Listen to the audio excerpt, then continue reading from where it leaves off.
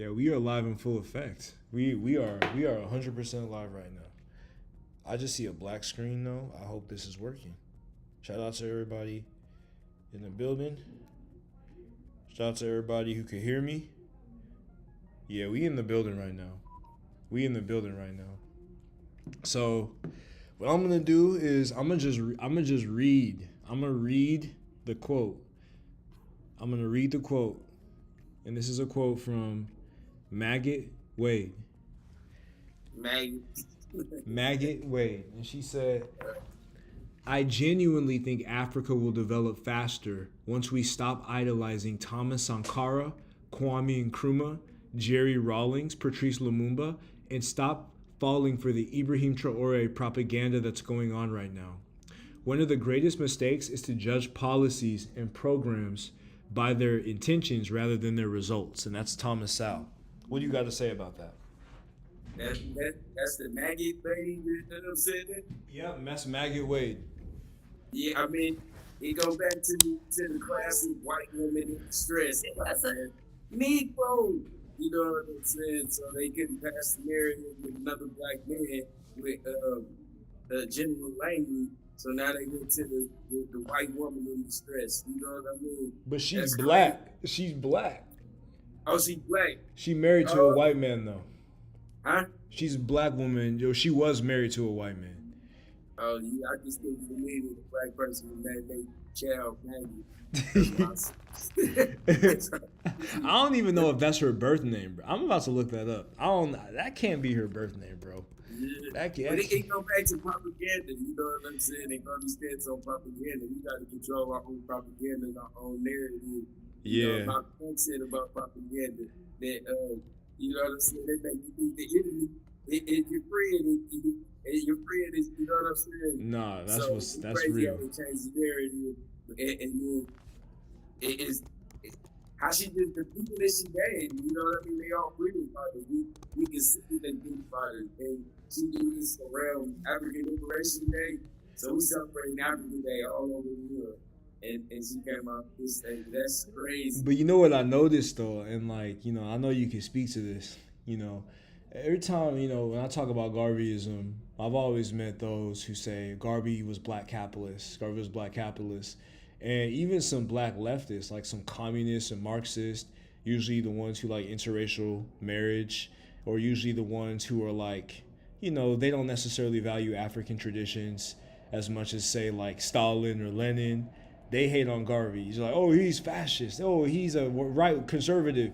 So, like, how are they wrong about, you know, what Garveyism represents? Because they say Garvey was a black capitalist, but the proof is in the businesses that he opened up. You feel me? They was all cooperatives. So, you know what I mean? He bought stocks into the Black Star. You feel me? So it was really owned by the people who wasn't owned by Garvey. Garvey bought stocks himself. He invested his own money into it. So even with the Negro factories company that was all over the world, it was the people who invested in the there that was, you know what I'm saying, the work there, it was cooperatives. It was some of the first examples of cooperatives. So it just don't make no sense, the narrative that they make it. The thing is that after the Bolshevik Revolution, they were so scared a bus uprising here in America, they started calling Garvey a communist, a black Bolshevist, and all these weird things so that they could divert their attention to the Black Power movement. To the uprising. And a lot of people don't know that. Like, that's a huge point. Like, the FBI and the government, they were calling Garveyites black Bolshevik. Why were they doing that? Yeah, I mean, that was the thing. So the Communist Party was so deeply infiltrated in America that they knew they wasn't a threat in America anymore. So what they wanted to do, instead of losing their money, they diverted the monies to the Black Uprising. They were saying they influenced by the communists. And by saying that, they was able to start infiltrating.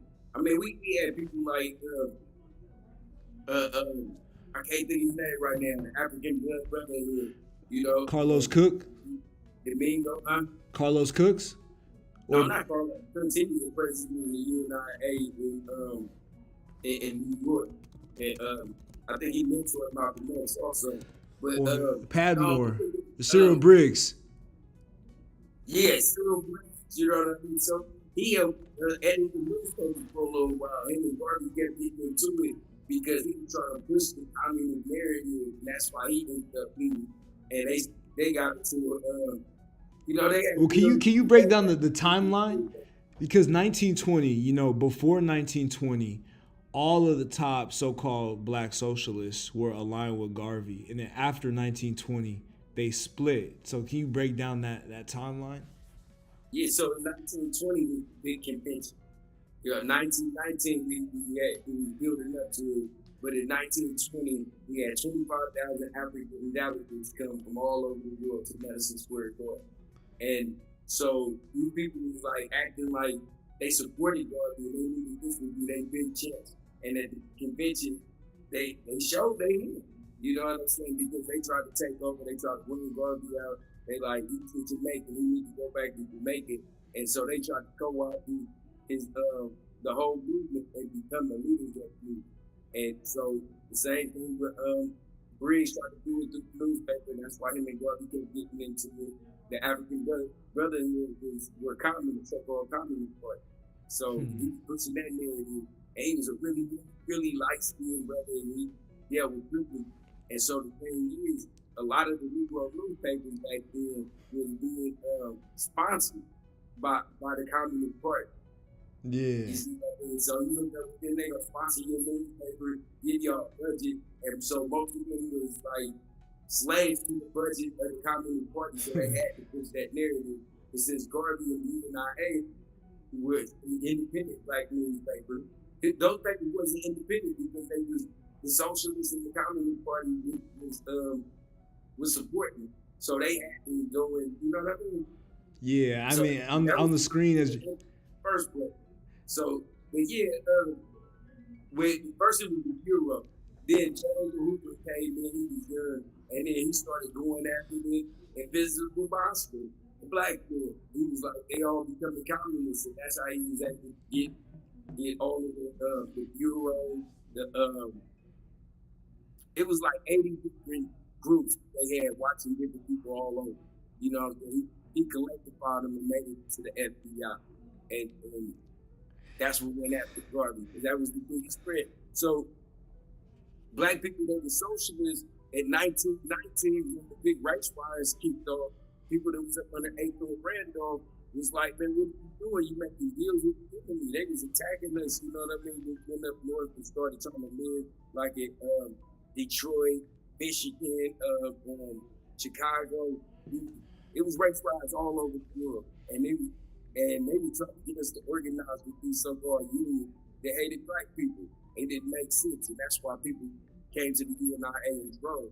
Actually, the UNIA division in Oakland started in 1920 because of that.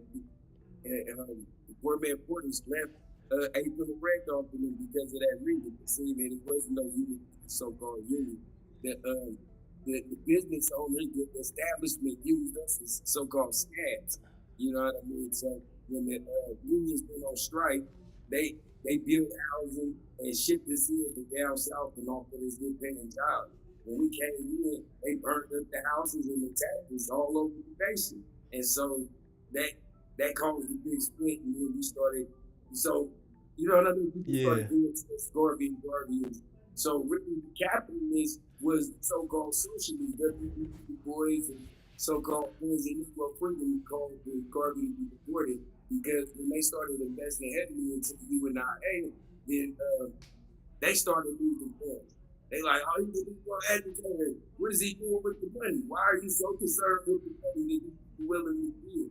You see it up there. And like I say, everybody that invested into the businesses, they got a certificate. They was a part of the business. And even before we was on trial, 10,000 people wrote a letter in support and said they don't want none of the monies that they gave back. So it was being capitalist because they was counting the money that was being invested for the Negro Redemption Fund. Yeah, so you talk about, like, because part of this slideshow, as much as Garvey was not rocking with the white communist, there's pictures of him with Prince Kojo of the Dahomey, and he was talking about building an African empire. And a lot of socialists, like when they hear that commentary, they say, "Oh, Garvey was a fascist. Garvey was a fascist." And he even jokingly, when he was in prison, he's like, "We were the first fascists. Hitler, they copied us. Mussolini, they copied us." So can you break down like what is the relationship between Garvey and the so-called fascism, hypercapitalism? I mean, it was race pride and nationalism, owning and controlling your own resources. So they saw that. Mussolini copied that. You know what I mean? They took it to an extra extent, and that's the mind of white people, basically. You know what I'm saying? They came out of the cave and they had to fight the food. You know what I'm saying? So when they think of us talking about revolution, they think about us talking about taking control of our resources. They think it's going to be to their own demise. You feel me? Because that's what they do. So they put all the negative, some stereotypes on the Garvey movement because that type of stuff that they do. You have to think about it like communism, socialism. These are all people who never, Karl Marx had never been to Africa. He never understood what was going on in Africa. So this is another white social construct, just like capitalist exists in the West that wanted to divide up Africa for its own benefit. Yeah. So, and then they put it on us. So I question anything that we got to put black on front of. Like, I'm a black socialist. Like, okay, this socialism, if it's for everybody, why do I have to be a black socialist? Yeah. Why every time I join these organizations, we got to put people of color coalition in the midst of this socialist organization? So it can't answer to our needs. You know what I mean? Not at all, not at all. And I think it's funny because like black socialists and black leftists who contend against Garvey, they always try to say that he wasn't about organization or it's about organization. But like the UNIA, according to Tony Martin, they had a better record. Marcus Garvey himself, he had a better record of organizing people, workers, than all of the communists of his day combined. Right? While still being able to build wealth through cooperatives. So talk about like, because a lot of people, they kind of, they don't think cooperatives are serious, but how was Garvey able to amass the amount of wealth that he did through the cooperative model? Garvey sold the black man, woman, and child back in himself. They had the White Star shipping company. And that was the Titanic for the White Star shipping company. He wasn't allowed to get on. He was treated. He showed people the truth and invested in themselves. They built a Black Star company because they had their White Star company and he wasn't allowed. He said, invest in this and when shit come out, you're going to get, you know what I'm saying? You get a free ticket. You know what I'm saying? You get your name associated with it. Similar to the statue that they just made at Malcolm X in Ghana. We just got in Bill recently. People all over the world donated to have that statue built, and they get their name on it. And that's kind of the crowdfunding campaign that Garvey did. People felt ownership in it. It wasn't I don't want to say Garvey wasn't phenomenal, but he didn't have to be. He just look at the conditions that we was in. We was alienated from everything, from white society, and we had to create alternate society. We had to do what we had to do. So you could go in a white business and get gas. You had to go to somebody's garage and go get something. You know what I'm saying? We traded firewood. So we already had our economies going on. The way that Garvey did, he collectivied it and got us to believe in ourselves, to invest in each other and ourselves at the time. Well, there's a lot of people, understand too. Yeah. When Garvey was coming up, he dealt with in Panama and Costa Rica, dealing with the United Fruit Company that was competed with him in there. So if you ever heard that song, they like come and we wanna go home. That's really about the banana plantation and what was going on back there. They had people, they was forcing people off their land, taking land, and basically enslaving them on banana plantation. And so that's what that song was dedicated to. That's what Garvey was going through. That's why Garvey lost his job in Costa Rica, because people were protesting the long hours, and they wanted to have a decent hours so they could go home to their family. And he was a foreman, and then he took the side of the people, and that's how he lost his job and ran out of Costa Rica. So he was living what they had is like ideology, They like, oh, this is the perfect world. This is what we should be doing. But this is what Garvey was, and he was the voice of the people because he represented and lived. Yeah, yeah, Nigga, Eagles was a capitalist. Listen to the Marx and Eagles, right? Eagles funded Marxism. You know what yeah. I'm saying? Without money, how could you even have a Marxism, socialism? You see what I'm saying? So, but when it comes to us, they want to tell us, no, we should be socialist. We should look and live poor. So, Even Sterling Stuckey, like in his book Slave Culture, I remember him making that argument when he talked about, free blacks who would like petition, different institutions in order to help those who were enslaved. And like communists don't get, stigmatization if they use a capitalist system to build socialism and use certain mechanisms to build the state machinery. So black people shouldn't, in the same vein, if we use certain elements of what already exists to build a revolution. right. Right. You got to look in, they talk about black capitalism. What is black capitalism? Like a small business owner can't exactly be a capitalist. You know what I'm saying? We don't control the means of production. We buy from a big corporation. We just trying to stay afloat. If you look at To Die for the People by Huey P. Newton, he made a reassessment on his view of black capitalism. He said it's a small business owner that keep the big corporations honest, because if they had high rated prices and people in the community had decent prices, then we gonna go to the community. So they can't raise their prices up too high.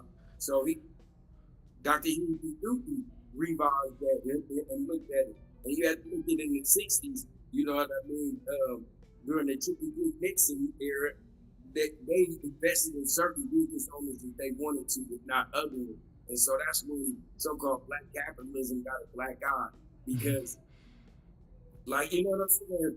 Capitalism, we look at it like a bad thing, but when you have a business, I mean, you capitalize it, right? You know what I mean? Regardless Yeah. of put a cap on capitalism, you should make more than $1 million at that time, or do a big business, Well, what would that be in modern numbers? That was like a million in 1920. Yeah, I mean, it was 35 cents for a membership back then. You know what I mean? $5 to buy stock in the ship back then. You know what I mean? So you think about the price of inflation and, you know, Yeah, the price of bread.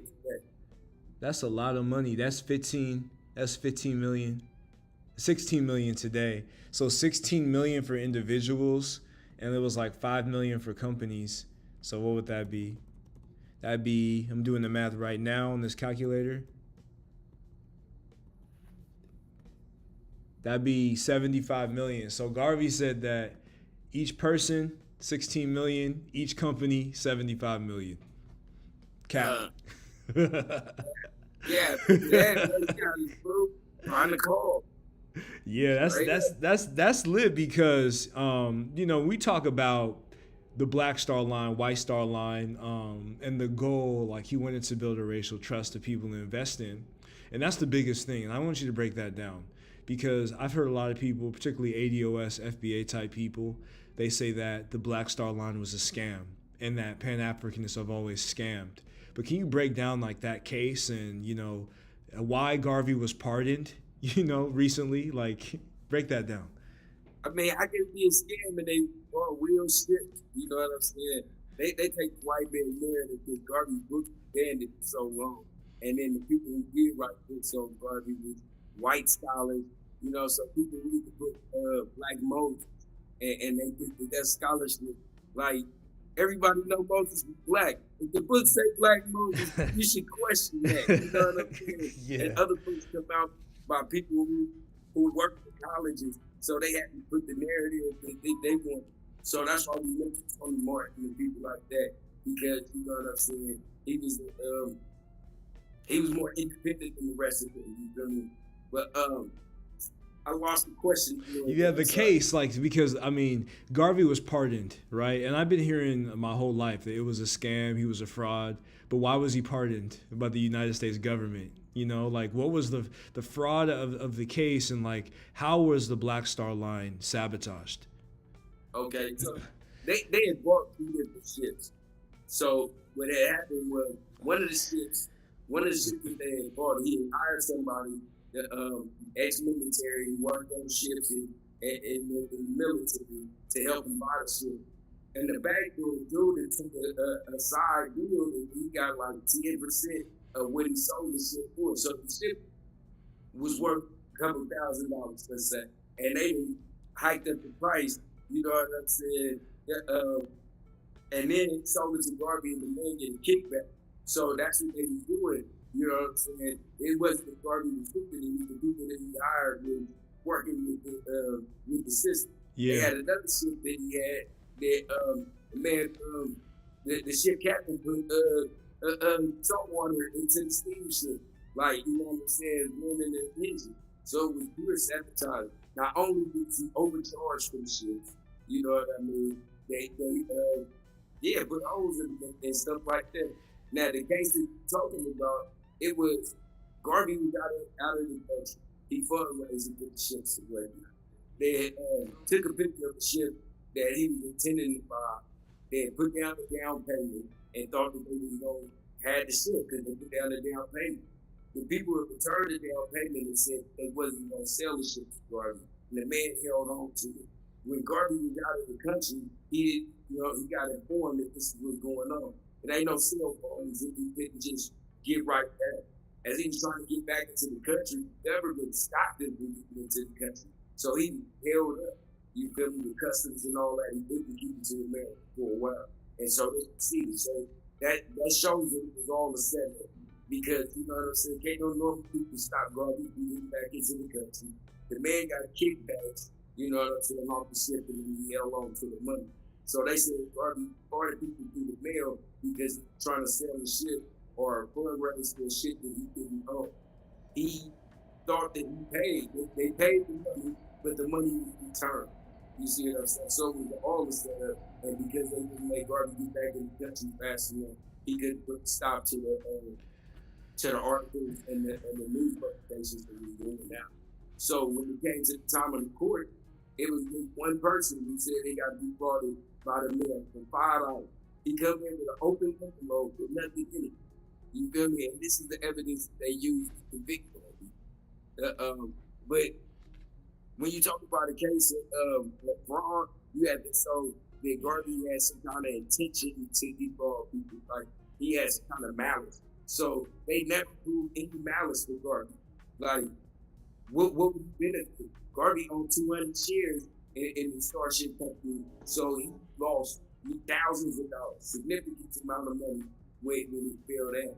And then on top of everything, the judge of the trial, Julian Mack, he was a strong supporter. He was a Jewish guy and a strong supporter of the NAACP. Actually, like one of the founding members, he was with the Niagara movement, and he helped them put the money together to fund the NAACP. And so when Du Bois and other NAACP members came to him to charge him, even the DA didn't want to charge Garvey in the first place. You know what I'm saying? So the judge associated with NAACP, he should have accused himself from the trial regardless. He should have never been the judge. He had a conflict of interest. Yeah, I actually have a short that I released on this, like, I think 2 years ago. And it has a timeline that in 1919, the Black Star Line, the company, they purchased the SS Frederick Douglass for $165,000. Later on, intelligence operative Captain Cockburn and Leo Healy admitted that they scammed Garvey and that the ship was worth less than $100,000. Cockburn and 4 other intelligence operatives received $1,600 each for the scam, and that would be worth way more today. So in 1919, the Black Star Line purchased the SS Antonio Maceo for $66,000 and retrofitted it for $25,000. During a voyage to Cuba, intelligence operative Adrian Richardson and saboteurs among the ship placed salt water in the boilers, which caused them to explode from overheating. When Garvey reported this to the authorities in Kingston, Jamaica, they dismissed the charges. So then you have in 1919, the Black Star Line purchased the SS Shadyside for $35,000 and later learned that the vendor lied about the age and condition of the ship. During the winter of 1920, the ship became inoperable on the Hudson River due to weather conditions. And then in 1921, the Black Star Line purchased the SS Phyllis Wheatley for $25,000 from the U.S. Shipping Board and learned that only $5,000 was logged. Black Star Line officers later learned that $11,000 had been borrowed in their name by an intelligence officer named Anthony Silverstone, and $22,500 was logged with the U.S. Shipping Board. When Garvey tried to pursue charges for the remaining $13,500 from the initial investment, he was arrested on false charges of mail fraud. So literally, and even then, after that, they created the Black Cross Navigation and Trading Company, and then they purchased the SS Booker T. Washington, and they took trips to the Caribbean and the SS West Irmo, which eventually engaged in trade on the continent. But just from that, like, they wanted to prevent him from going to Africa. That seems like the clear objective, and they were willing to do whatever it took to prevent that from happening. Yes. Yeah, man, I'm glad you got the facts on it too, because I mean, I kind of know what happened, but man, it sounds crazy when you say the numbers and you look at it like the kickbacks and yeah. So the people was investing in themselves. Garvey, we not in love with the man, we in love with the plan. Yeah. You know what I mean? So when we say Marcus Garvey, that comes with everything that Marcus Garvey talked to. That within 25,000 African delegates came. That's a lot of people. Yeah. And that's when they wrote the Declaration of Rights, when they wrote People's World, and we asserted our sovereignty. And actually, if you look at the Union Declaration of Rights, they copied it. I think that was in 1945, ours is in 1920. Oh yeah, they did. When the suffrage movement, you know, we had liberated the African woman way before, you know what I mean, they started the women's suffrage movement. And that's why people appealed to the UNIA and ran in droves, because they could be a part of some women could be part of the PTA or the school. They couldn't be, you know what I'm saying? But they could do it at the UNIA. So, you know, on Sundays, you come in, you had church, you had picnic, I shouldn't say picnic, but we have, you know, food, social gathering, we had plays, and the whole community get involved and we can invest in our children. So it was Garveyism was the whole way of life, the culture. You know, when you talk about the African Renaissance, that's Garveyism. Yeah, that's a big point because, you know, one of the things that I notice is that in terms of the titles of the people of the UNIA, you know, Marcus Garvey, he would talk about ancient Kemet. He was talking about ancient Ethiopia. And this was even before Sheikh Anta Diop came and he started to connect Kemet with Inner Africa. So can you talk about, like, what is the role that, like, classical Africa or pharaonic Africa has in understanding, you know, just the different social revolutions of African people? Yeah, because they started us off with slavery, with serfs and slaves. And then so we think that mind state can be never elevate, you know.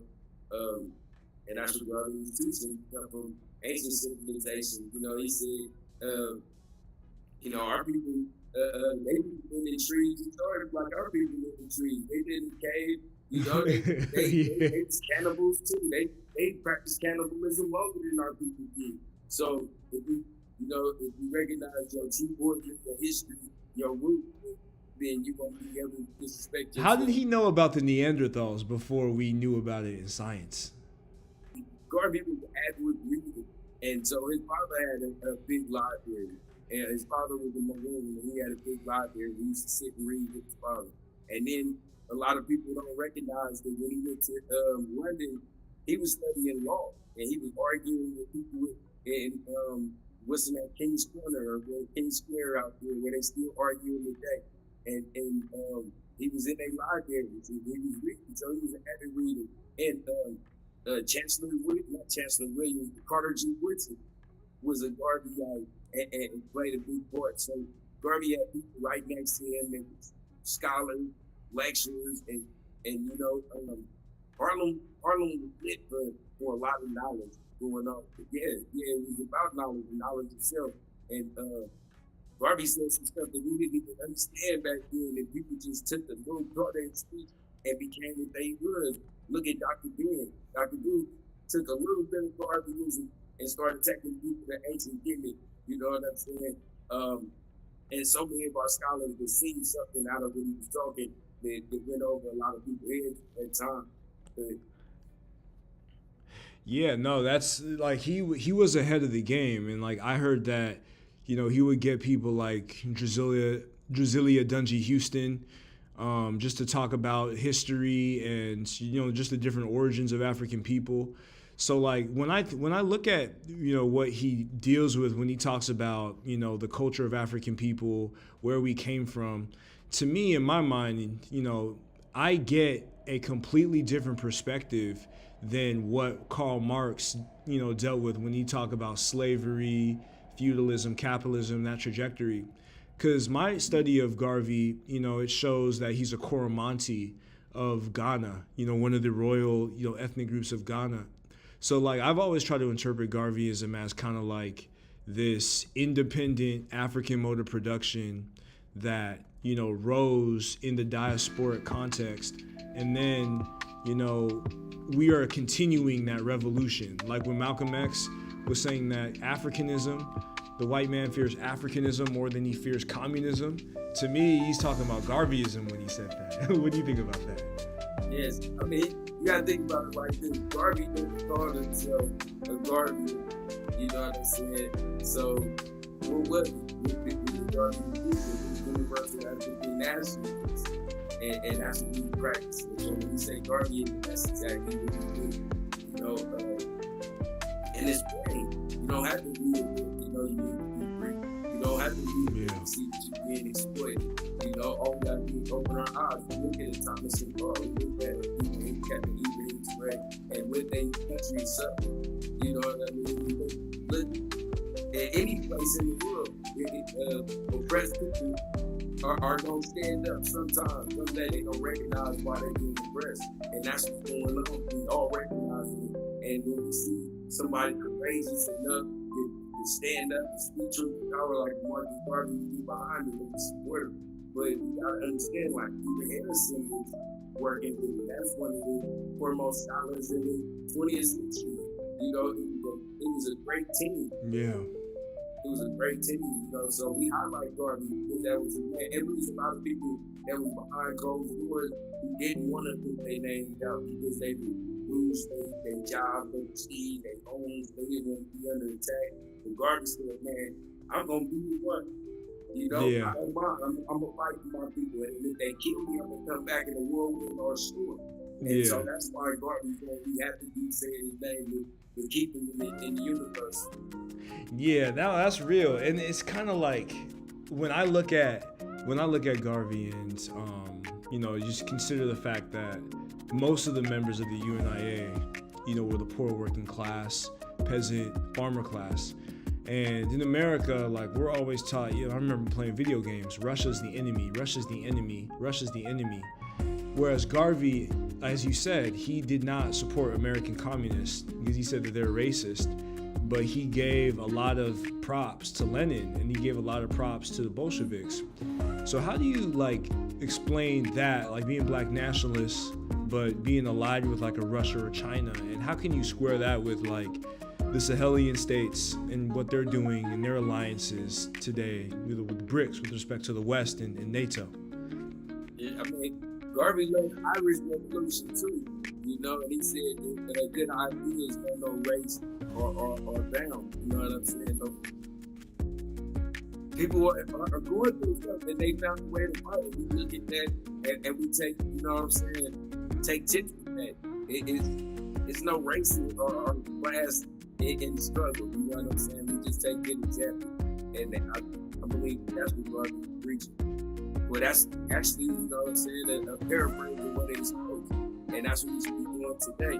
And so now you look at what's going on in the Sahel, you have Africans that's been, just like the Democrats in America, they know they gonna get the black votes.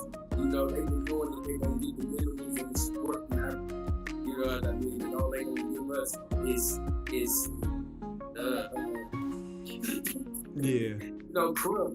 So that's the thing about us bringing in some other kind of, by BRICS coming in, or Russia, China coming in, it gives some kind of bargaining rights. Mm-hmm. You know what I mean? So it ain't about what the aim is. They always make them the big bag. Now, these are other groups that's being highly sanctioned by America. It's like we are, so we got more interest in them than America. You know what I'm saying? So we keep letting America take everything they want, but Russia ain't been colonized. Can you name one Russian colony? Nah. Can you name Chinese colony? Nah. You know what I mean? So it's weird how they do bad guys. They like they gonna take, they gonna do this, they gonna take. So they said they took over airports and stuff like that. But I'm not sure. And I know personal relationships go on between people, fight and stuff, but I'm talking about government supporting governments, funding and stuff like that. We keep going to their funds and being, excuse me, I had a little brain fart. But we just being enslaved to them by their donations to Africa. And so while it's having other relationships, like when you get a woman, you know what I'm saying, and she see the other woman is interested in you, and she treats you a little bit better. But when she think that you ugly, don't nobody else want you, she can treat you like, you know what I'm saying?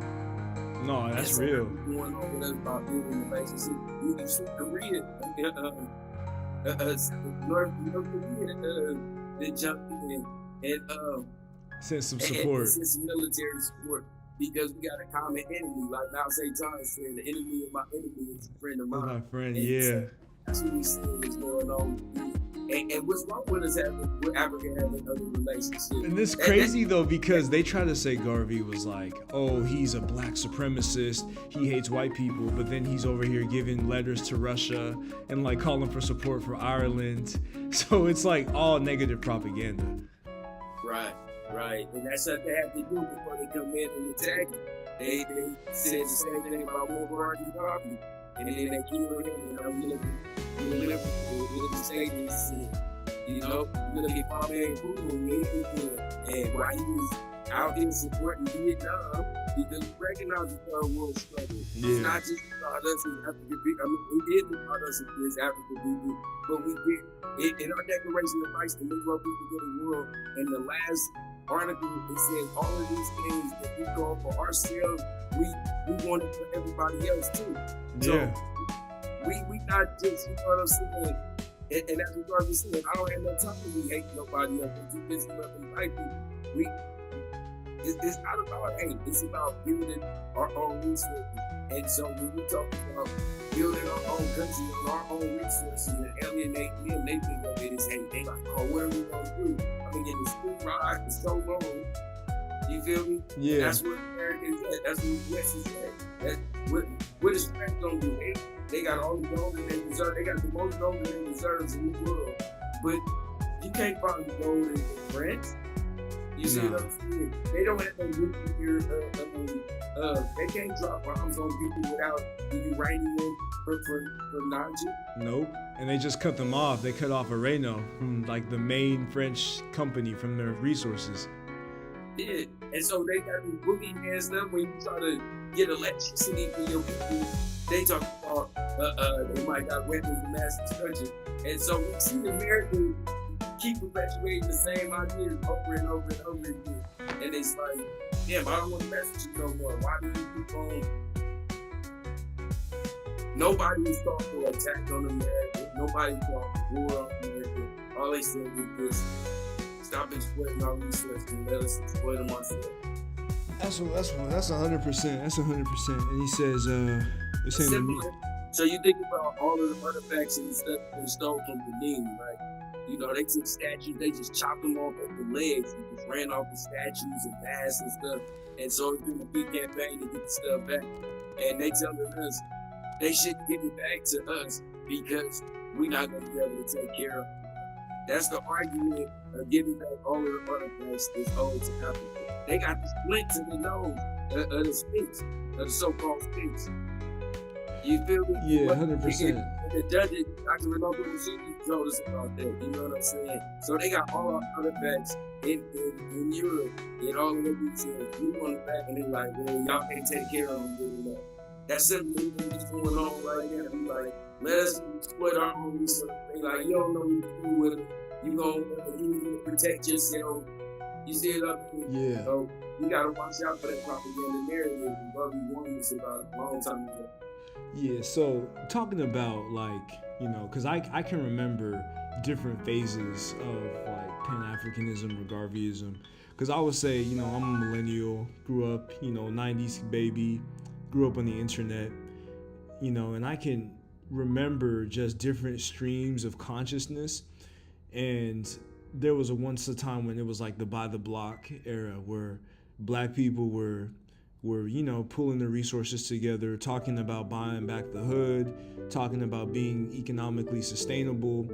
And then it kind of transitioned over to like reparations, ADOS, like hating other black people from different countries and thinking that reparations from the US government was the main, you know, way to make it through. So how would you say that like a modern Garveyite or a modern universal African nationalist can promote, you know, entrepreneurship, development, self-sustainability, you know, while advocating for justice? Is there a way to do it at the same time, or must you have one before the other?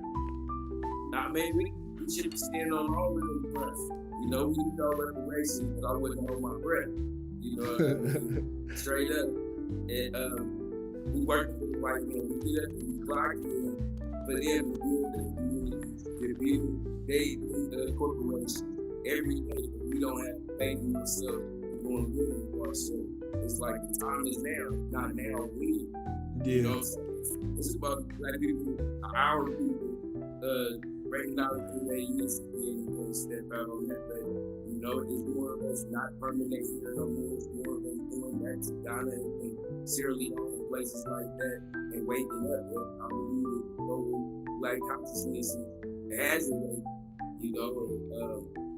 We think about the old ago. We think about the way we were acting 20 years ago. Right now, man, our people live everywhere. You know what I mean? I bring up something and young people is on some consciousness. You know, I was in Chicago and Jesse walked up to me talking about how you feel about Commonwealth, OT, because they want to know. You see what I'm saying? Yeah. So fake news and propaganda, they trying to find respect in the people in the community. They can tell us the truth. And so we got to stand in there and walk in there because we are the ones that they need.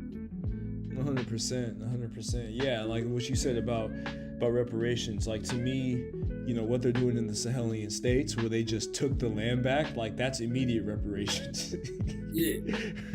That's what we should be fighting for. I'm a member of Big Cobra also, so you know what I'm saying? We're standing on the fight, on the front. But, you know, you got lawyers and people that get in that. You know, everybody's not a lawyer. You know what I'm saying? But what everybody can do is grow some food. Oh, you yeah.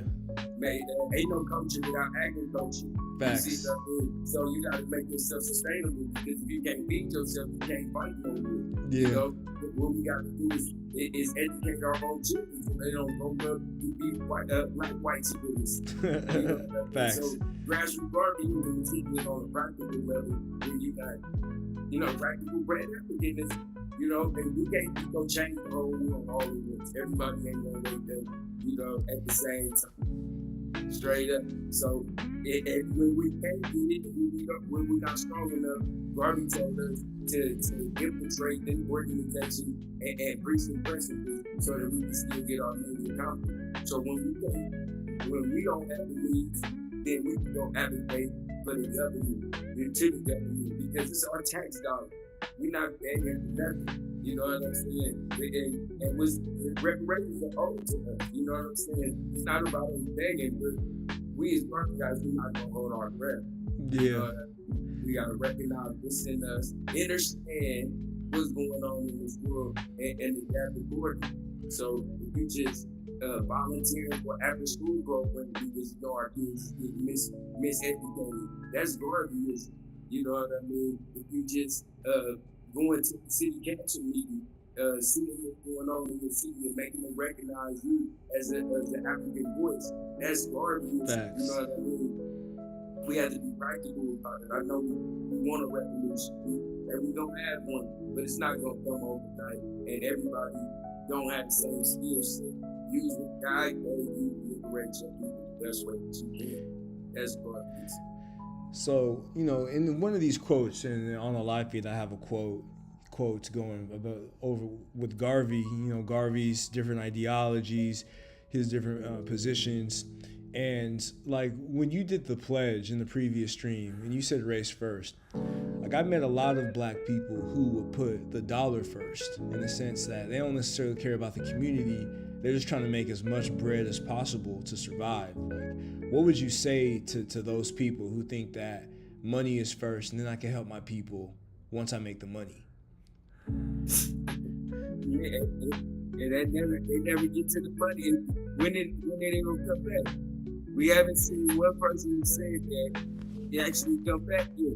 You know what I'm saying? We gotta look at how the black dollar don't circulate in the black community. Nope. And so race first, it came from the direct quote was in the world, the best defense for black people is race first all over the world. Because we invest in our community, we buy into our community, then the money circulate and they get back to your children. Once you move out of the community, you're not in the black community no more because you feel threatened because you're walking lit. You know what I'm saying? Then your tax dollar don't go back to that community. Your kids don't go to the schools in that community, so you're not invested in that community. So you take it from the community, your biggest support. Facts. And that takes me to the flip side, because on the flip side, I've seen like Dr. Jared Ball as an example of this, where he will say that there is no black buying power because black people only consume and don't create. So even trying any form of using the currency of the denomination of America or the West and the dollar as a vessel, they disagree with. What do you think of that perspective? And it's more of like a black socialist, black Marxist perspective.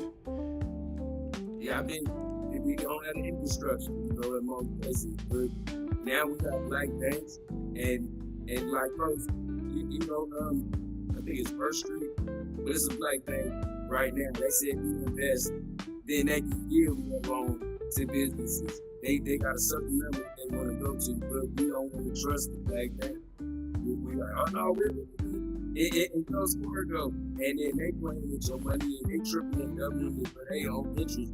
And so for some reason you got something here that somebody else will benefit off our money. We'd rather give it to the white man. But it's like they'd rather have a white guy screw them over than a black guy potentially screw them over. Yeah, right. Like, it's like mama say, white ice. It's colder. They think white ice is colder. Yeah. You know what I'm saying? You got a black store, you gonna go across the street to get your ice. But you think, I don't know what's wrong with people in that mind state. So, yeah, that's what it is. You gonna get beat up or not. Once you wake up. But what about like, there's so, because, okay, if you take what the Marxists say, let's say what they're saying is 100% facts, right? There's still like the impulse or the environment for revolution, because black people are struggling. So you would think that we would have a communist revolution right now. But like, I always look at it like there's a lack of knowledge of self. There's a lot of black people don't even think there should be a revolution or a renaissance. So speak to how like, Garveyism and the UNIA gives you a reason to want to fight, for a brighter day. It go back to General Harriet Tubman. She said, if I freed thousands of slaves, and I could free thousands of more if they knew they were slaves, our problem today is telling people they're not free. But, we think we got a slavery no more. I remember the narrative of slave by what's his name? David Walker. No, yeah, but what I was trying to get at was he was saying they release them out on off season to different plantations, and on their way back, they would argue with other slaves like, my master prettier than yours, and you know what I'm saying? Yeah. Your master wife is ugly, and you know what I'm saying? Your master broke, and they would get in the fights over this type of stuff. You know what I mean? And that's what we do every day. We arguing over who our colonizer is. Yeah. Better is. You know what I mean? Like, they fabricated these wars against us so that we don't ever pay attention to what's going on. Yeah. You know what I mean? No, that's true. That's facts. And it's about propaganda, and it's kind of like, I always look at America as the same thing for black people, the same for white people. Like, white people could have revolted long time ago if they really, really wanted to, because white people have also been struggling in this country. But like the wage of whiteness, I think as Du Bois said, that is what prevents them from revolting, because it's like, at least I'm white, at least I have this to hang my hat on, you know, even though everything else around me is falling apart. So like, it's a primary, like when Garvey talked about communism, and it's like not messing with American communists, but messing with Russians against imperialists, he knew that in America, like, race was a primary category, and nothing would get done unless you dealt with that issue. You gotta look at the narrative of communism and know that it doesn't really actually exist nowhere in the world. And so I talk to people in the so-called communist countries, and they would be oppressed in the so-called communism. Yeah. People go to hair longer than 3 inches. You know what I'm saying? They would tell you to cut it, or they would cut it for you. Yeah. You got a tattoo, and you see that they burn your tattoo off. Like, this sound like torture. You know what I mean? And so we had to think about capitalism. It gives people encouragement to free enterprise. You know what I'm saying? Free thought. It makes you want to do more. In the capitalist society, where everybody is just equal, they don't get no drive to do no better, to do no more, to start a business. And so that was the idea of capitalism and enterprise that you. That when we say capitalism, as black folks, we don't mean that we want to put nobody in slavery the same way that they do with capitalism. We're just talking about making bread, generally speaking. Yeah, straight up.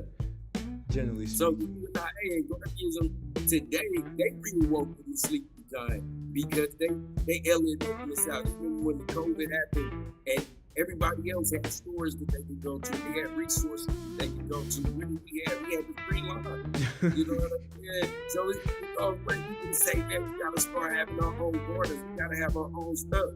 So they put some Garveyism in the way. And that's what it's about right now. We saw a black president.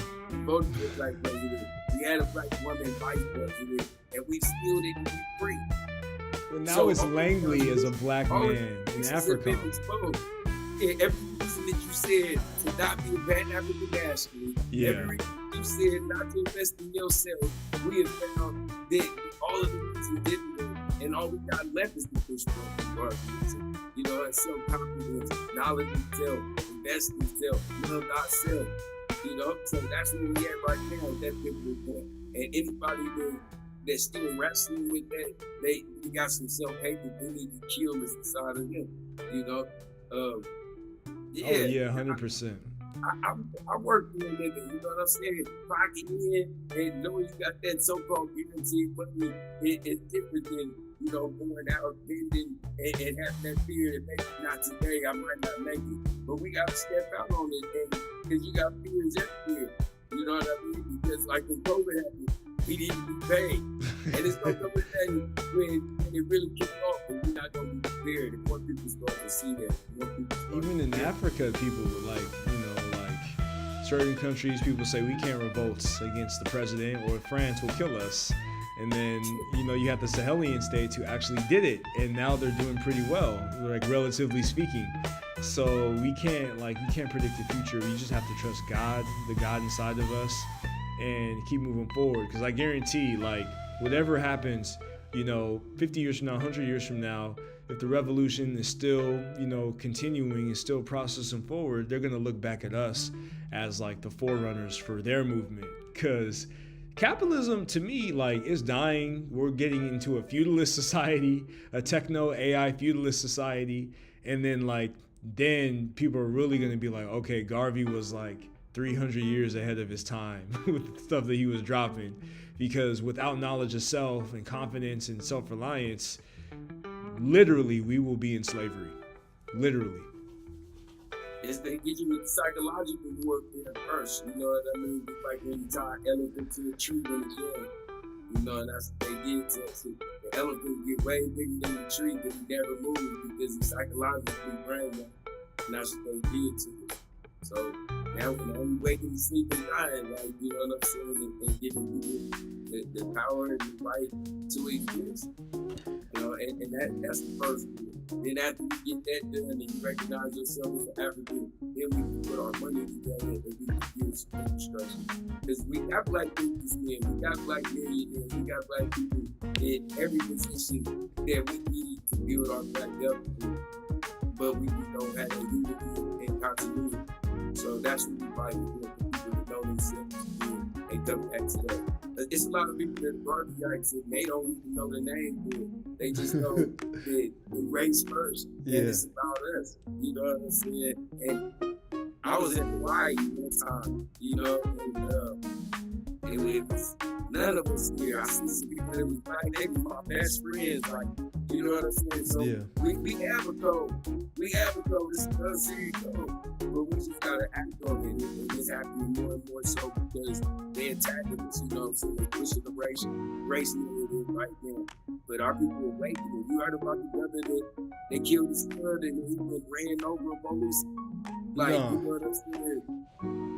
The police officers killed his son or something like that. He just, he went off.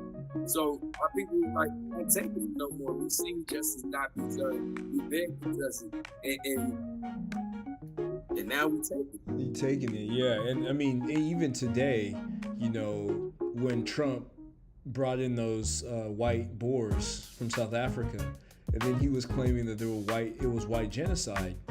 To the South African president, like, I've never in my life seen just such blatant white supremacist talking points, white supremacist propaganda from the U.S. presidency. Like, usually it's behind the scenes, you know, tap dancing, playing around, but now they're really being forward and direct with it. So more than ever, like, we have to band together and use the instruments that are available to us to succeed more than ever today. And you know, the pictures not fabricated, but they came from the Congo. Oh, shit, I didn't even know that. Yeah, he was like, they're killing farmers, look at the pictures, you know. And then, yeah, the person who took those pictures, like, they didn't have, that's not South Africa. That's, I can't remember the city. But those pictures are out of the Congo. So, and that's what I'm saying, how they do their propaganda, fabricated, going back to the lady in the beginning. If they can change the narrative, if they can make you sound like a monster, and they attacking the Africans from themselves, then it warns that they gonna bring it in. So yeah, someone in the comments asked, which I mean, I have my answer to the question. I'm gonna see your answer. Marcus Garvey versus Elijah Muhammad, who had the better teaching? The Honorable Elijah Muhammad was never in you know what I mean? Facts. And so we gotta change that way of thinking, man. If one is better than the other, you know what I'm saying? Is your granddaddy better than your daddy? You know what I'm saying? Marcus Garvey taught the Honorable Elijah Muhammad. We respected Honorable Elijah Muhammad did, but if I would have to answer that question, honestly, the Honorable Elijah Muhammad had a religious movement where the Honorable Marcus Messiah Garvey had the most Honorable Marcus Messiah Garvey had a movement that was for all African people, no matter where you were, you know. So that's what limited the Honorable Elijah Muhammad. He felt like everybody had to be Muslim, or he felt like everybody should be Muslim, and then he abandoned to go back to Africa at some point. and that was the Garvey's whole good about, you know what I'm saying? So to answer that question, honestly, I would, but we should do that, you know what I'm saying? When we look at it, Kwame, a brother brought that up to me before too, was Sajid Kwame and Kuma better than Garvey. It's like he was a student with Garvey, you know? Yeah. And regardless, you know what I'm saying, in the struggle, we should see each other as, you know, allies, not enemies. We should look back to the past, learn from their mistakes, and advance the struggle. Yeah, I've seen even some people talk about Garveyism, Kumaism, Sankaraism, and like putting it on a continuum. So we could definitely, you know, benefit from these strategies, because religion, even on Africa today, is just Africans killing each other over religious differences, and that needs to end. You know, that needs to end as soon as possible, because we can't unite in any way, shape, or form if we allow these sectarian differences to divide us. Yeah, I remember a story of how Louis survived Malcolm X saying when he went to go support when the girl got bombed in the church in Birmingham. I think it was Birmingham. The city girl got bombed in the church, and he wasn't allowed to go support. And he wasn't allowed to go to the Million Man March because of the limitation of the nation of Islam. I don't believe Garvey would put those limitations on anybody in the group. Actually, we had people who were communists that was in the Garvey movement. We had people who was members of the UNIA and the NAACP. So I had a father who he was a member of the NAACP, so he did the newspaper degree. He had no loyalty to the NAACP, but if you remember, all of them were newspaper. So that answers the question. We got to be way farther than one single leader. One single leader is not going to lose. Yeah, it's about the people. You know, the progress of the people as a whole. You know, that's always important. Now, this is another really it's touchy, but it speaks to the topic at hand. So Marcus Garvey was against so-called miscegenation or interracial relationships. And I've met a lot of black men today who said, no, you can be for liberation and revolution, have a white wife, and you could, you know, marry outside of your community. Now, what is your take on that? Like, do you think that, like, on one hand, black people should intermix and interracial relate in order to have a better standing within the global economy? Or do you think that, like, an independent black society requires, you know, black men and black women to stick together? I go with the thought that how can you tell me you love black people and you can't find a black woman to love, you know? We got a lot of great scholars and revolutionaries who involved with white women. You even think about Tony Martin, you know what I'm saying? His partner was an East Indian woman. So I didn't even know that. Yeah, when he died, you know, we don't know what happened to all of the work. He gave it to a museum or something. Wow. And not to you and I. Hey, you know, when asked that question, I bring up the situation with his brother. Sorry, I forget his name. But his brother got killed by the police. And, you know, the whole world went up. Yeah, and it was a payout. He had a white girlfriend. And she, you know what I'm saying, with the child. The grandmother doesn't see the child no more. She took the money, moved to the suburbs. So the suburbs, you know what I'm saying, the community where the guy got killed, man, don't get none of the benefits. You know what I'm saying? And so that's what happened when we married you. You know, our conversation had to change in our company. We have to watch our mouths. We got to be polite. We can't be our authentic self. So you said love whoever you want to, but if you love black people, you need to be interested in loving black people. Like, what is the thrill of dealing with somebody that doesn't look like your mother? It's like self-hate. Or hating your mother when you bring home a woman that don't look like her. My grandma used to say, if she can't use this comb, don't bring her home. Straight up. No, so, yeah. And you don't see it in other races. You know what I'm saying? And then when we do get a white girl or Asian girl, it be like the weight of the worst thing. Asian people, they don't know white people want it. Don't know Asian people want it. You know what I'm saying? We get the worst of them. We get their nuts. You know what I'm saying? And then usually when a black man marries out of his race, he marries down.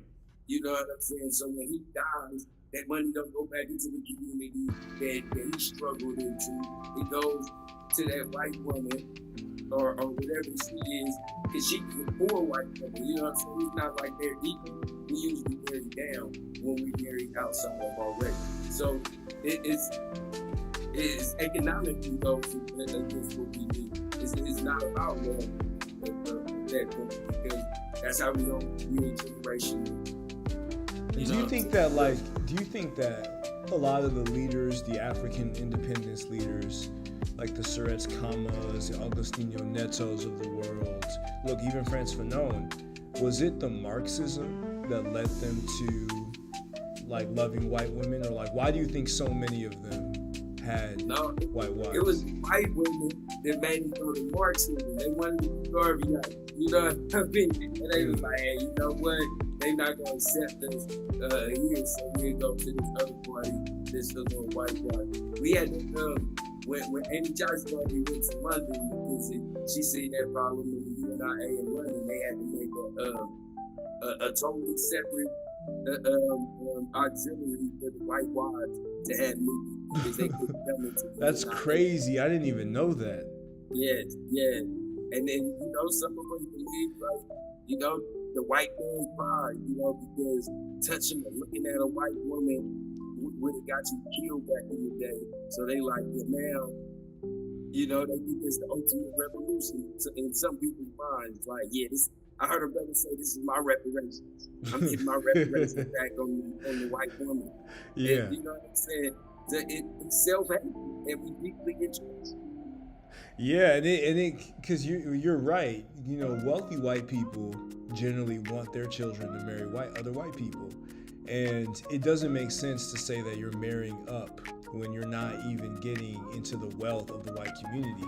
Like, you're not benefiting from the wealth of the white community. So, like, it is. Look what they did to Kanye. Yeah. That's look, they throw that man crazy. He can't see his kids. They messing with whole businesses and everything. They almost blackball this man. And this is one of the richest black people in the world. Yeah, no, that's facts. That's facts. And I was gonna get into like a super controversial. What they do to you if you mess with this white girl? You know what I'm saying? Yeah, it turns you into a Nazi. When you think about the lynchings back in the days, why did they cut the man's manhood off all the time? Yeah. You see what I'm saying? Psychological. Why was they so fixated with cutting his thing off? They couldn't just hang it because they were so afraid of the white man. I mean, touching the white woman. You know what I'm saying? Yeah. Going back to Francis Cress Wilson. Yeah. You know what I mean? Cress color. White. You know, genetic white Facts, you cooking. Being afraid of that.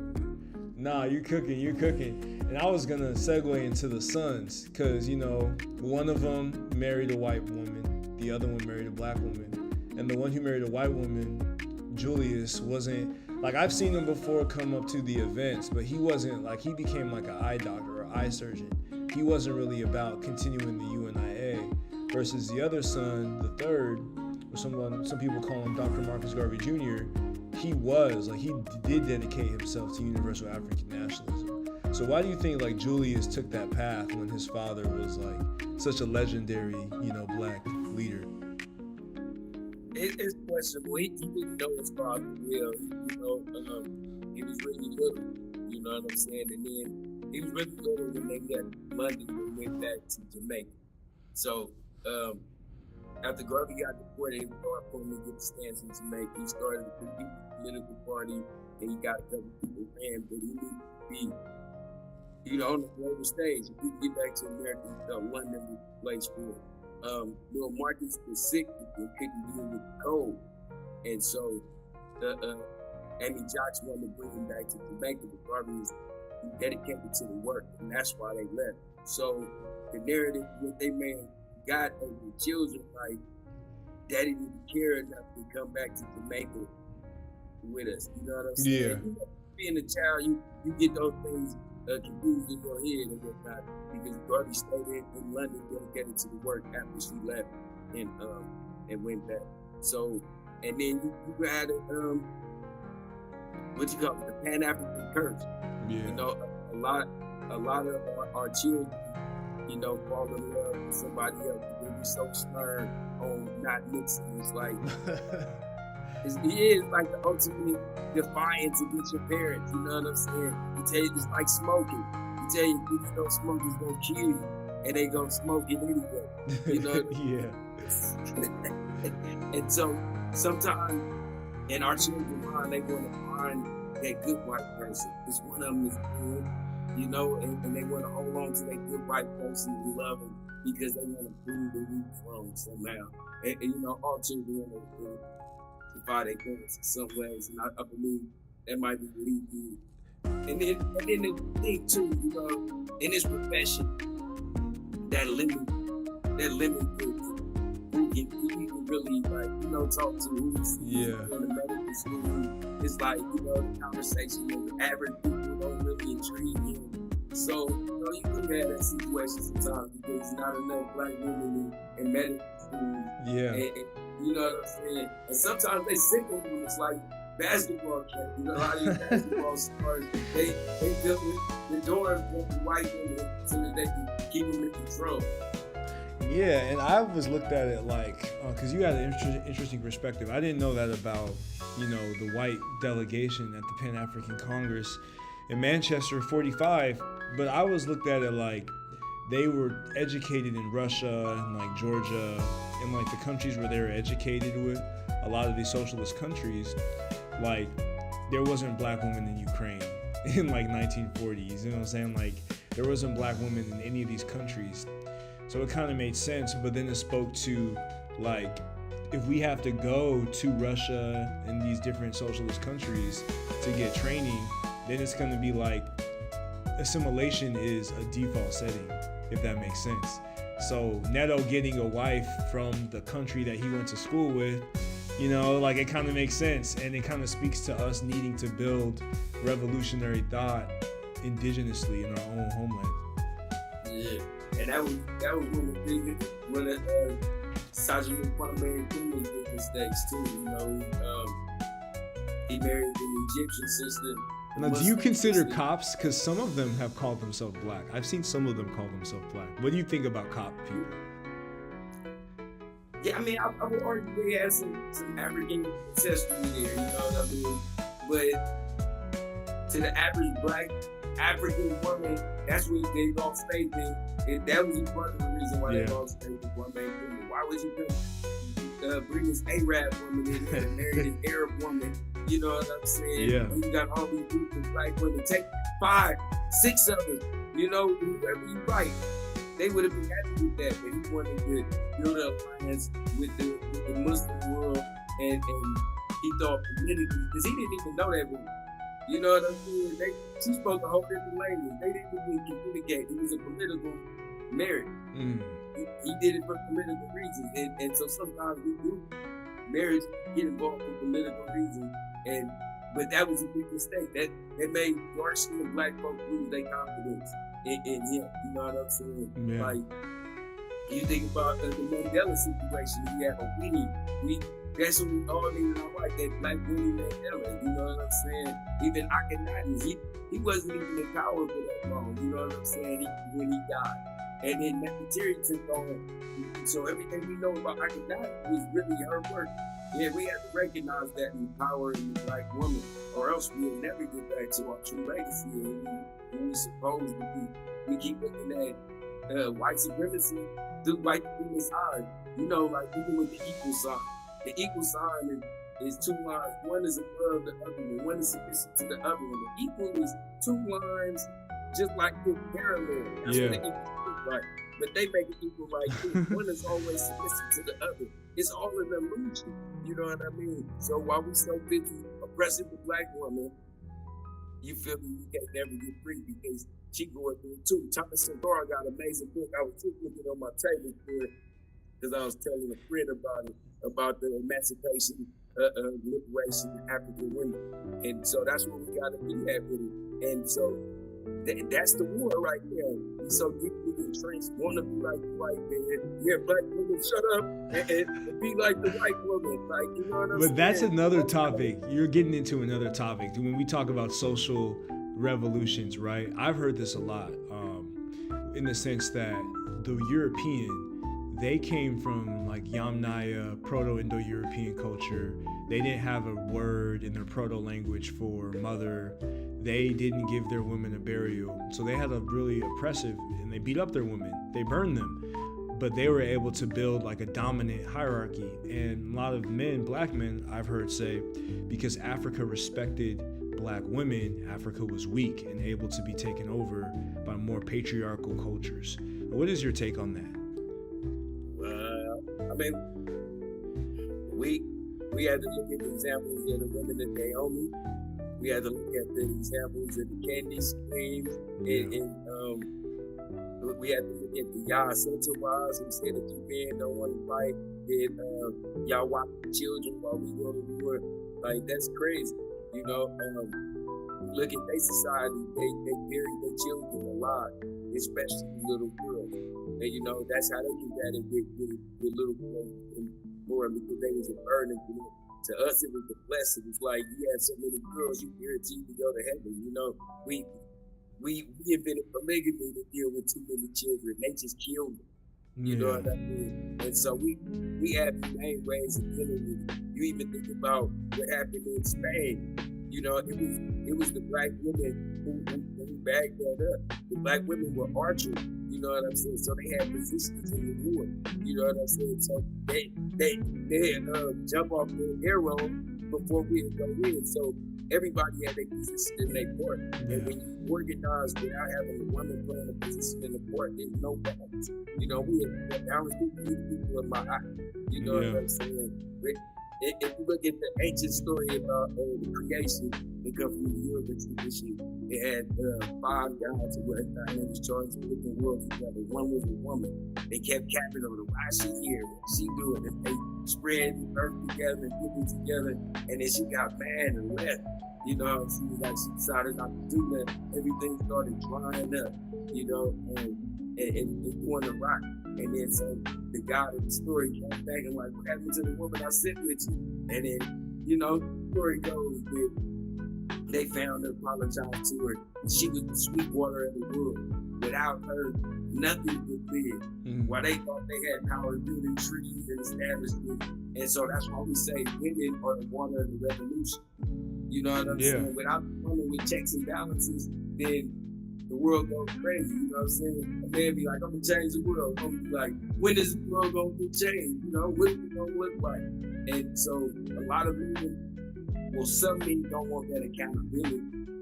And so that's why they decided to go to somebody else.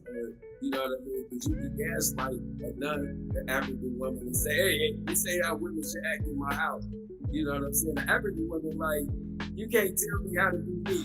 You know what I'm saying? So, and like my general said, you say, if you think the black woman is too aggressive, you just a weak ass man. No, that's real. I mean, there's definitely certain things that black women won't settle for, you know, for better or for worse.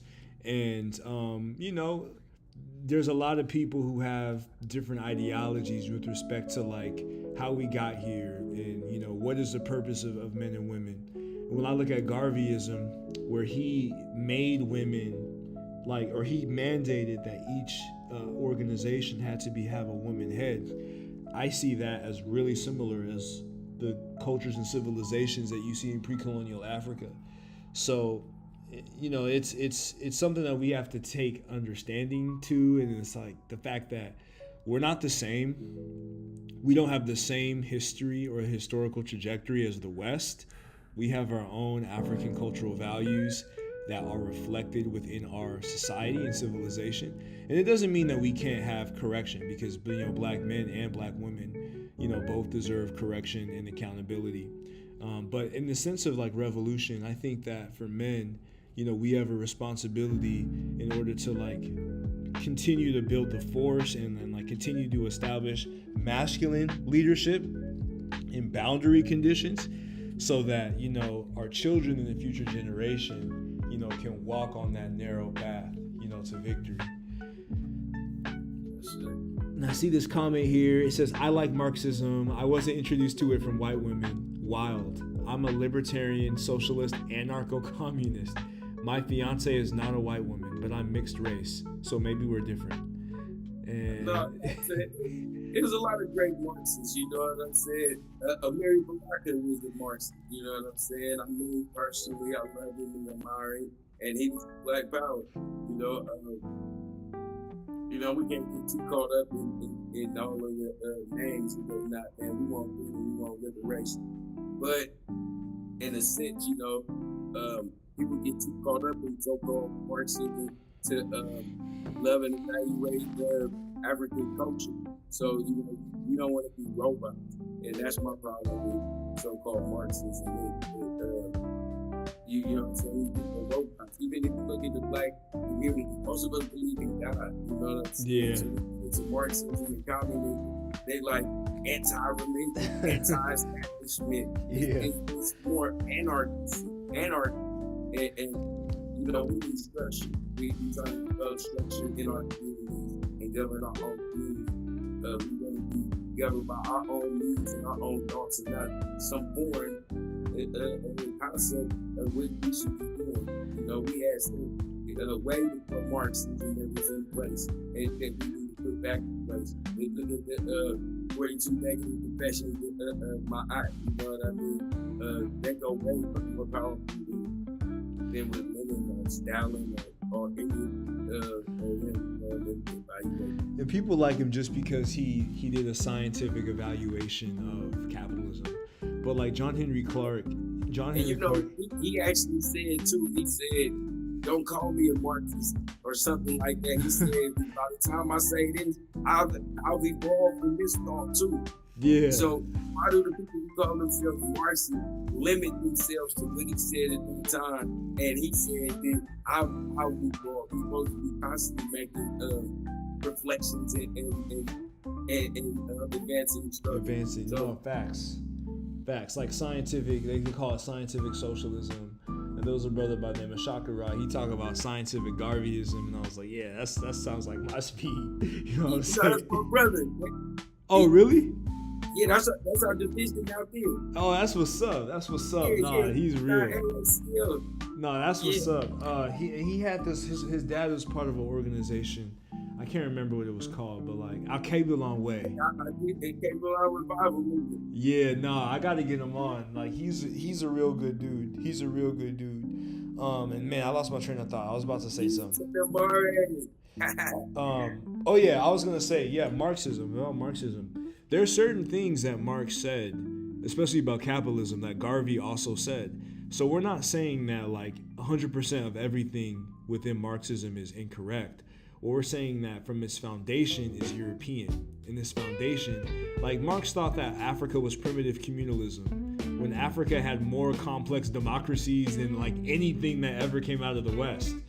And that's what the point I was making. John Henry Clark, he talked about how Akhenaten had scientific socialism like long before Marx, when he, did the refinement of the Amun tradition into Atanism, which became monotheism. So it's like we've had these things in our ancient societies, and we don't have to go to a European, even though we can say, hey, he was right about certain things, but we don't have to go to a European for like the ultimate truth. Right. It's time we canonize our own saints. Facts. And that's part of the problem, man. We keep looking at other people to do what we need to do for ourselves. Yep, that's 100% the problem. And this dude looked like he had a Wolof. I don't know if like Sejaw, like it looks like a Wolof name. Or Joe. And I think in that same thing you're talking about, Dr. John Henry Clark said that oh, I almost lost it.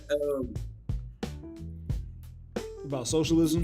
He talked about how we didn't have no jail. Oh yeah. We had no reason to put nobody in prison, and so all of these construction and things they built for us now, they don't apply. We need to go back to ancient African traditions so that we live thousands of years, under our own constructs. So why would we need Marxism instead? And even Foucault, 60 years old. Foucault talked about that, like, you can't get mad at African corruption if you're following Western democracy. You're not following an indigenous political structure. So how can you expect a good result? For real. I agree with you. It's a fact. He's a legend. He's a legend. So we've been on here for like almost 90 minutes. We got the chat booming a little bit. You know, people coming in and out. Shout out to everybody in the building. You know, this is Grassroots Garveyism. You're here with Jabari Garvey, just talking about what Garveyism is from an economic perspective. And we're definitely going to have to do a follow-up. This is going to be a recurring show, but we're going to have to do a follow-up, just like going in deep with like the Declarations of Rights of Negro People, the Manifesto of the People's Political Party in 1929, because there's a lot of different truth there about like how influential that was in Nkrumah and, you know, all of the other great revolutionaries. But, you know, it's been almost 90 and I don't want to keep you here all day. So if you got anything left that you want to give updates for the people, you know, with you and I in Oakland, just different projects you're working on, where they can find you, you know, feel free. Yeah, I mean, so yeah, we just keep pushing for Haiti. Last week, we just went down to the French embassy again. You know, they owe Haiti $115 billion. The Haitians had to pay in reparations to the French for fighting for their freedom. So we're in a constant struggle to fight for the people of Haiti. You know, the resistance is strong. Burkina Faso, we still supporting them. What's going on in Burkina Faso? Our education plans in Ghana, we refurbishing and raising money for the Black Star Hotel that we have in northern Ghana. The struggle continues. You know, got my from a Puma shirt on, my brother Timbuktu. That's what's you know up. What I'm saying? Make these, brother, a beautiful shirt. You can contact me and order them. And we do this work with Garveyism. 100%. That's what's up. So if you could leave us off with the pledge, I'm gonna play the outro and we outside. Yes, sir. I commend my body, mind, spirit to the protection, defense, and security of the red, the black, and the green. I dedicate my life to the redemption of Mother Africa and to the liberation of her scattered black children. I accept myself and my descendants to teach us universal ethical nationalism, and I promise that our children will be instilled with the purpose and knowledge of themselves as African beauty. To all black people are free and unite under one God, one act, one death, one act. Ashe. Welcome to Kamjiverse. This is your exclusive bridge between the legacy of classical Africa and the triumphs of modern African revolutions. You won't find this connection anywhere else. If you're new here, smash that subscribe button and hit the bell so you never miss an episode. Share this video with friends and family. Become a channel member or join our Patreon. The links are waiting in the description. Let's honor our sacred legacy and ignite our future together.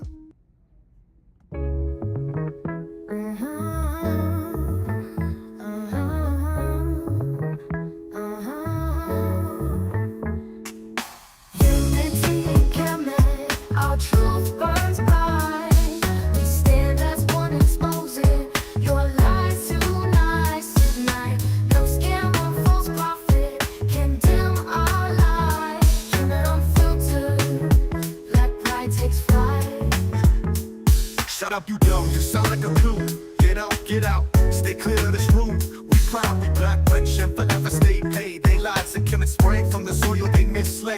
Their tales are sham, cooked up by scammers who toil. So shut up, chief X, you're a grifter, spoil. Your bohannon drivel and your soul. Coptic verse, their language is liturgical, not to rehearse curse. While Ethiopian and Nubian cops and Cairo so merciful. Drop troops surgical, leaving your myths pitiful. You act like black folks ain't speaking, read me, give me your idiocy. Buds deep, can't study, can't even see. Bubble brother, hush up before I knock your sugar out. Don't twist our ancestors' lore, I'll butcher your clout. Unity can make our truth burns bright. We stand as one, exposing your lies tonight. No scam or false prophet can dim our light. Human unfiltered, let pride takes flight.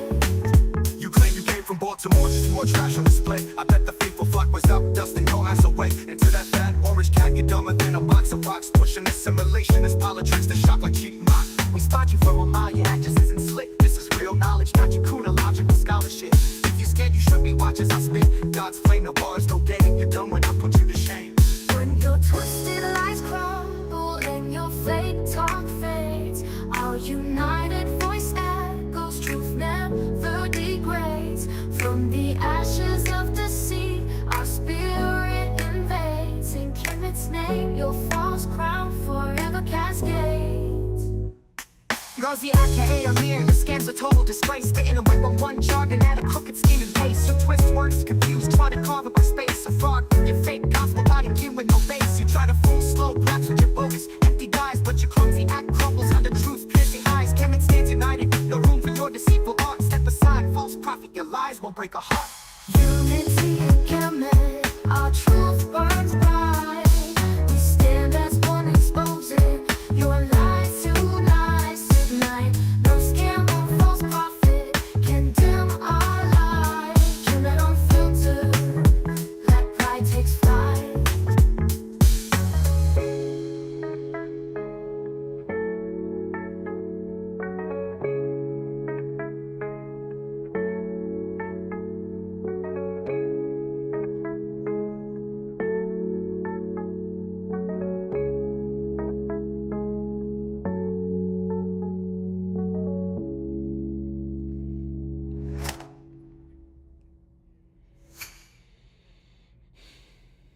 Unity in Kemet, our truth burns bright. We stand as one, exposing your lies tonight. No scam or false prophet, condemn our light. Kemet unfiltered, black pride takes flight.